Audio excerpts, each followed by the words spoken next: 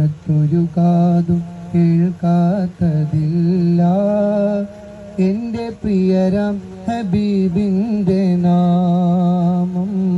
കാലം മറക്കാത്ത വചനങ്ങളെല്ലാം തിരുനാവാലെ മൊഴിഞ്ഞുള്ള നാദം.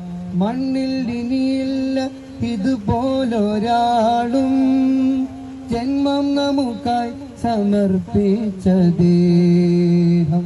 മണ്ണിൽ ഇനിയില്ല ഇതുപോലൊരാളും ജന്മം നമുക്കായി സമർപ്പിച്ച ദേഹം. തീയും കനലും പതക്കുന്ന കാലം കൂട്ടിനായി വന്ന് ചേരും സഹായം. ലോകത്തൊരു കാതും കേൾക്കാത്തതില്ല എന്റെ പ്രിയരാം ഹബീബി.